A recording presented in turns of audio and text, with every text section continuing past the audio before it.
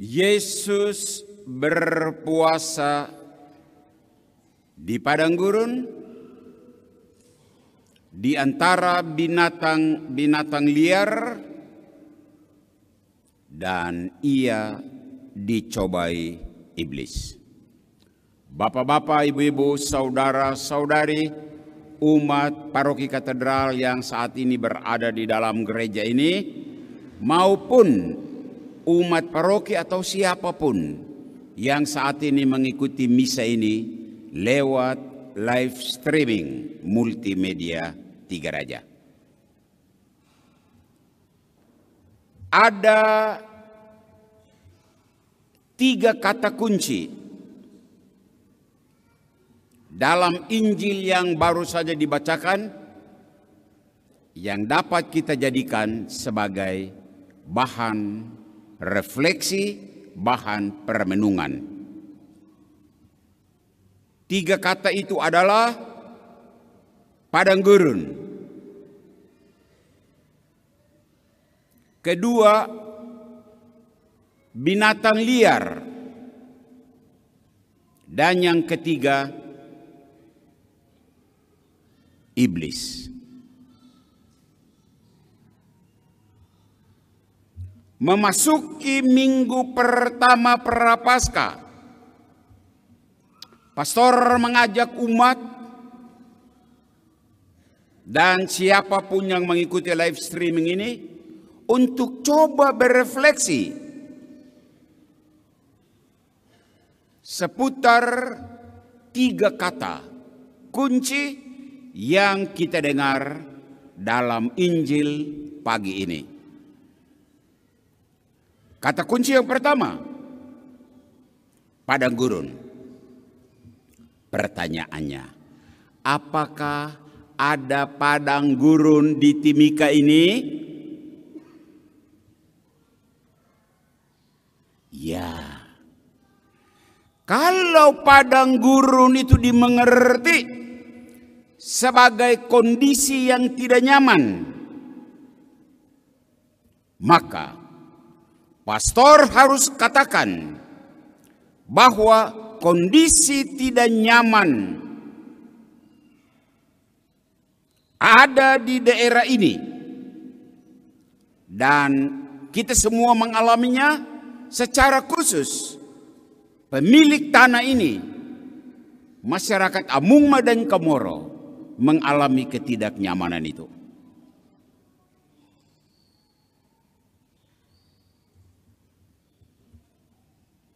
Pokok yang kedua, binatang liar.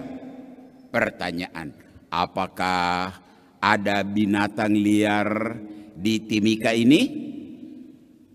Ya, kalau binatang liar dipahami, dimengerti sebagai makhluk yang mengganggu, maka pastor harus katakan bahwa bertahun-tahun ada makhluk pengganggu di daerah ini.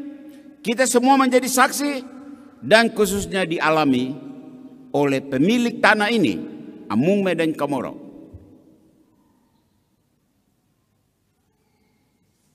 Ketiga, iblis.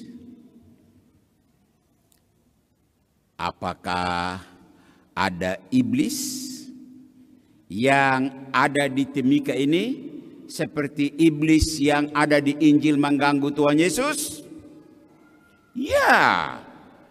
Kalau iblis dimengerti sebagai pihak yang hadir dengan rayuan-rayuan menggoda, maka pastor harus katakan bahwa bertahun-tahun sang penggoda itu berkeliaran di tanah ini untuk merayu pemilik tanah ini dan mengajak untuk bekerja sama. Saudara, Tema aksi puasa pembangunan tahun 2024 berbunyi mengembangkan ekonomi ekologis. Artinya apa? Ekonomi yang melayani manusia, bukan melayani institusi, bukan melayani perusahaan. Ekonomi yang merawat ciptaan, bukan menghancurkan ciptaan. Ekonomi yang menjaga lingkungan, bukan memusnahkan makhluk-makhluk di area ini, di lingkungan ini menjadi rusak. Tema ini punya gema khusus untuk kita semua di tanah Amungsa ini. Bila kita melihat fakta-fakta yang terjadi. Fakta apa? Pelayanan manusia Amung Mekamoro tidak sebanding dengan korban yang dialami tanah ini. Sadar itu? Perawatan ciptaan di daerah ini tidak sebanding dengan kerusakan lingkungan yang terjadi. Sadar itu? Kalau bacaan kitab suci menyangkut 3 pokok tadi, kita kaitkan dengan tema APP, ekonomi ekologis, melayani manusia, dan merawat ciptaan, maka apa pesan yang kita boleh bawa pulang pada hari Minggu ini? Saya punya 3 pesan yang ditujukan kepada 3 kelompok. Pesan pertama, saya tujukan kepada perusahaan besar di negara ini dan di daerah ini, yaitu PT Freeport. Pesannya apa? Sadarlah bahwa Nemangkawi dalam pemahaman orang Amungme adalah seorang mama. Tanah sekitar Nemangkawi itu mama bagi orang Amungme. Dan apa yang terjadi? Mama itu diperlakukan dengan sangat kasar. Mungkin agak keterlaluan kalau pastor bilang dia diperkosa, tanah mama itu. Kenapa? Isi perut Nemangkawi diobrak-abrik. Isinya kau ambil. Emas, perak, tembaga, dan mineral-mineral lainnya. Bagus. Tetapi kotoran karena hasil operasi itu kau buang ke kali. Itulah tailing. Sadarlah bahwa kali itu bukan tidak bertuan. Kali itu punya tuan. Ada pemiliknya. Dan pemiliknya adalah orang Kamoro. Lahan dan isi sungai itu hancur karena tailing yang melewatinya. Tidak cukup di sini. Tailing itu mengalir sampai ke laut. Dan ada pendangkalan yang luar biasa di laut sana. Anda dengar terjadi banyak kecelakaan, bukan? Ya, karena dangkal. Dangkal ombaknya besar.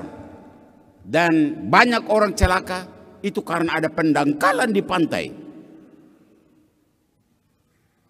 Sumber hidup dan mata pencaharian orang Komoro, sagu, siput, ikan, semua tercemar oleh tailing, dan orang Komoro kehilangan mata pencaharian. Inilah yang disebut padang gurun Amungme dan Komoro. Mendengar ini mungkin ada yang angkat tangan dan interupsi, Pastor, tetapi PT Freeport bikin banyak di tanah ini. Betul, tidak ada yang sangkal. Hanya Pastor mau bilang, kontribusi yang diberikan oleh Freeport untuk Amungme dan Komoro berupa revitalisasi lahan ada. Pemberian dana untuk masyarakat 1% ada. Tapi Anda harus tahu, tidak seimbang apa yang kamu kasih dengan pengorbanan dan kerusakan yang dialami. Anda mendapat triliun, biliun. Kalau Anda membuat neraca itu tenggelam. Kerugian lebih banyak di masyarakat. Anda tahu itu. Anda tidak bicara, pastor katedral yang bicara. Padang gurun kita ciptakan untuk pemilik tanah ini, Amungme dan Komoro. Sedih sekali. Pesan pertama. Pesan yang kedua, saya tujukan kepada pemimpin daerah ini, Pemda. Fakta, orang Amungme dan Komoro, tuan tanah daerah ini, hanya hadir sebagai penonton, sementara orang lain secara amat sangat demonstratif mengatur daerah ini seenaknya. Persis sama seperti Yesus di padang gurun.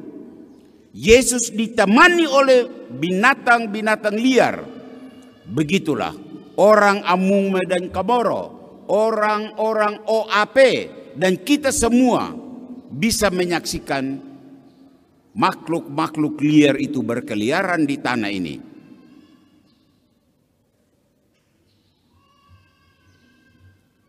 Saya kasih fakta.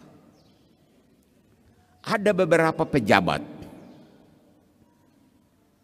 yang dihentikan dari jabatannya oleh PLT. Kita tahu cerita itu, bukan? Mereka protes lalu mengajukan gugatan ke PT UN. Sidang kalah. Artinya tidak benar toh? PLT benar.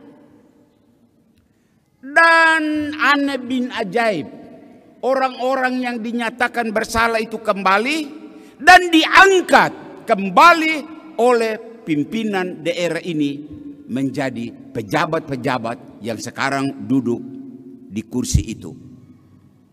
Astaga, tidak tahu malu.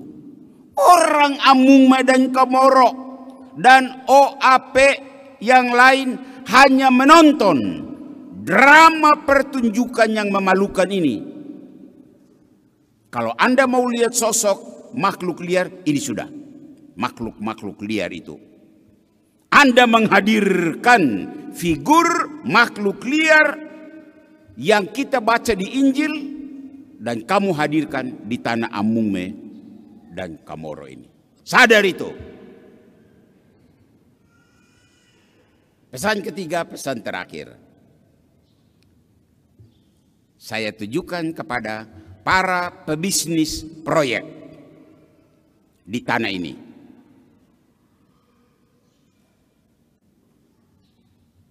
Model iblis yang kita dengar dalam Injil yang menggoda Yesus, apakah mereka juga ada di tanah Amungme Komoro ini? Mari saya cerita sedikit. proyek-proyek mau ditender.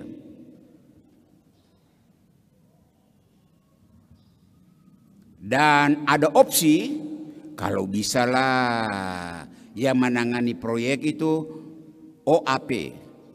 Bagus opsi itu. Setan mendengar itu dan dia tahu caranya. Caranya bagaimana? Perusahaan-perusahaan milik orang OAP didekati. Kau ikut tender, ya. Dan sebagai orang OAP, hasil tender adalah dia menang. Tetapi setan masuk.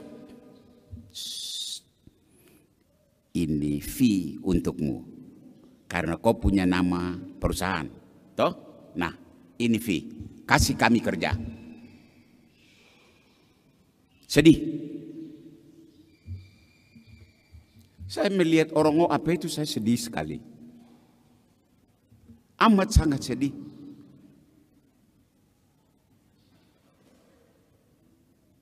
OAP menang nama. Tapi Oyame menang fulus. Kalau pastor mau membandingkan, Oyame makan nangka, OAP kena getahnya. Sedih bukan?